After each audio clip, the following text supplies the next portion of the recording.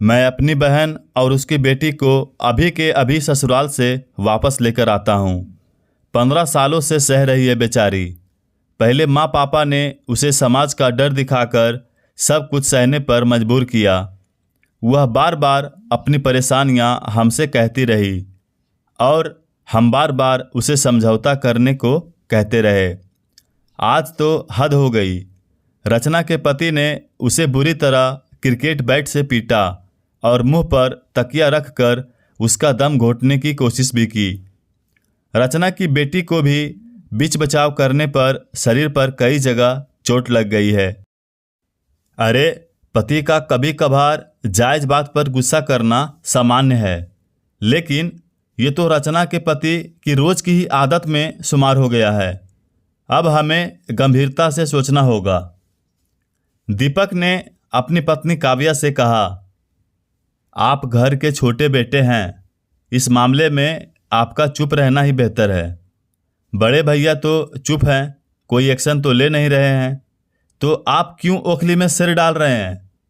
इस महंगाई के ज़माने में माँ बेटी की जिम्मेदारी लेना आसान काम नहीं है। हमारे भी बच्चे बड़े हो रहे हैं, पग पग पर पैसों की ज़रूरत पड़ेगी। बेटा पवन 12वीं में है और बेटी आशी 10वीं में। जरा उनके भविष्य का तो सोचिए। अब रचना ने इतना दुख भोगा है, थोड़ा और सही, ससुराल में जैसे तैसे जिंदगी कट जाएगी माँ बेटी की। यहाँ लाना सही नहीं रहेगा। काव्या ने दीपक से कहा। दीपक और किशोर की इकलौती बहन रचना थी। माँ बाप का 5 साल पहले देहांत हो चुका था। रचना को अपने ससुराल में शुरुआत से ही परेशानी थी। रचना का पति दिनेश बहुत गुस्से वाला और अहंकारी व्यक्ति था। अपने गुस्से को नियंत्रण में नहीं रख पाता था। क्रोध एक विनाशकारी भावना है। छोटी छोटी बातों पर रचना को मारना, गालियां देना उसका रोज का काम था। रचना शांत रहकर अपने पति के क्रोध से निपटने की काफ़ी कोशिश करती, लेकिन वह नाकाम रहती। ऐसे नकारात्मक माहौल में उसकी बढ़ती हुई बेटी का भविष्य भी खतरे में था। रचना अपनी बेटी के लिए जल्द से जल्द इस नरक से निकलना चाहती थी। इसीलिए उसने अपने छोटे भाई दीपक से इस बारे में बात की। पत्नी के मना करने पर भी दीपक ने अपने बड़े भाई किशोर से इस गंभीर मसले पर बात की। दीपक और किशोर एक ही शहर में अलग अलग रहते थे। दीपक और किशोर रचना के ससुराल जाते हैं। हमेशा चहकती मुस्कुराती उनकी बहन एकदम खामोश हो चुकी थी। शरीर में जगह जगह घरेलू हिंसा के निशान साफ दिखाई दे रहे थे। हमारे लाख समझाने पर भी आपने बेवजह हमारी बहन को प्रताड़ित करना नहीं छोड़ा। इसीलिए हम लोग रचना और उसकी बेटी मेघा को ले जाने आए हैं। दीपक ने कहा। अगर रचना ने घर की दहलीज पार की तो वो वापस कभी नहीं आ पाएगी, रचना के पति ने कहा। दीपक और किशोर अपनी बहन और उसकी बेटी मेघा को लेकर आ जाते हैं। दोनों भाई साधारण परिस्थिति के थे, इसीलिए उन्होंने आपस में तय किया कि रचना की जिम्मेदारी बड़ा भाई किशोर उठाएगा और मेघा की जिम्मेदारी दीपक पर रहेगी। मेघा का आना काव्या को बहुत खल रहा था। दीपक उसे अपने घर ले तो आया था, लेकिन दीपक की अनुपस्थिति में काव्या मेघना के साथ दुर्व्यवहार करती। बासी खाना देती, थाली में दाल रहती तो सब्जी नहीं, चावल रहता तो रोटी नहीं, घर में कुछ मीठा बनाती तो अपने बच्चों को देती, पर मेघा को नहीं। बाल मन खाने के लिए ललच जाता। मेघा अपने से लेकर खा लेती तो काव्या उसे खूब पीटती। इस बीच मेघा की माँ रचना की ट्यूमर होने और सही से इलाज न होने के कारण मृत्यु हो जाती है। बिन माँ की मेघा ने जैसे तैसे सरकारी स्कूल से 12वीं तक पढ़ाई कर ली। सुनिए जी, मेघा ने 12वीं तक पढ़ाई कर ली है, जो काफ़ी है। करना तो चौका चूल्हा ही है। घर के सारे काम भी आते हैं उसे। अब उसके हाथ पीले कर हमें जिम्मेदारियों से मुक्त हो जाना चाहिए। काव्या ने दीपक से कहा। जल्द ही उसकी शादी साधारण परिवार के अविनाश से बिना दान दहेज के हो जाती है। अविनाश एक कपड़े की दुकान में सेल्समैन का काम करता था। मेघा का अभी तक का जीवन अच्छा नहीं रहा।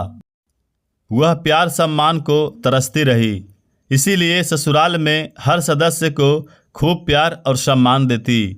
जल्द ही मेघा ने परिवार में अपनी खास जगह बना ली। उसी के शुभ कदम का प्रताप था कि उसके पति को बरसों पुरानी पुश्तैनी संपत्ति में 10 लाख का हिस्सा मिलता है।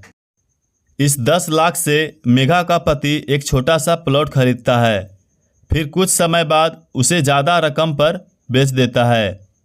इस तरह धीरे धीरे वह बैंक से लोन लेकर रियल एस्टेट के कारोबार में आ जाता है और दिन दूनी रात चौगनी तरक्की करता है। शादी के बाद मेघा का मायका खत्म हो गया था। काव्या ने कभी उसे नहीं बुलाया। वह कभी 2 दिन के लिए आना भी चाहती तो कोई ना कोई बहाना बनाकर उसे आने के लिए मना कर देती। इधर दीपक का बेटा अच्छा पढ़ लिख कर विदेश चला गया और वहीं का होकर रह गया। ना कभी माँ बाप से मिलने आता और ना ही उन्हें अपने पास बुलाता। बेटे को उच्च शिक्षित करने के लिए दीपक ने काव्या के कहने पर अपना घर तक गिरवी रख दिया था। दीपक की बेटी भी अपने वैवाहिक जीवन में मस्त थी। माँ बाप के जीवन में क्या चल रहा है इस बात की उसे रत्ती भर की चिंता नहीं थी। दीपक रिटायर हो चुके थे, उन्हें बहुत कम पेंशन मिला करती थी। मकान भी गिरवी रखा था जिसे वे छुड़ा नहीं पा रहे थे। दीपक ने अपने बेटे से भरोसे में मदद मांगी तो उसने अपने माता पिता के भरोसों को तोड़ते हुए कहा, विदेश में 1000 प्रकार के खर्चे होते हैं, मैं आपकी कोई मदद नहीं कर सकता। बेटी से मदद मांगी तो उसने भी टका सा जवाब दे दिया, जब भैया बेटा होकर आपके मदद नहीं करता है तो मैं बेटी होकर आपकी मदद कैसे कर सकती हूँ। मैं तो आत्मनिर्भर भी नहीं हूँ।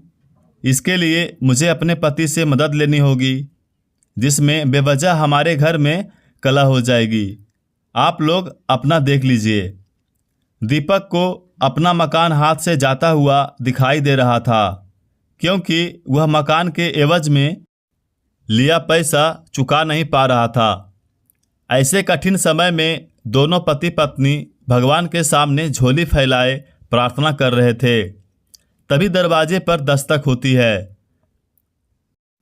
काव्या ने दरवाज़ा खोला। सामने मेघा और उसके पति को सामने पाया।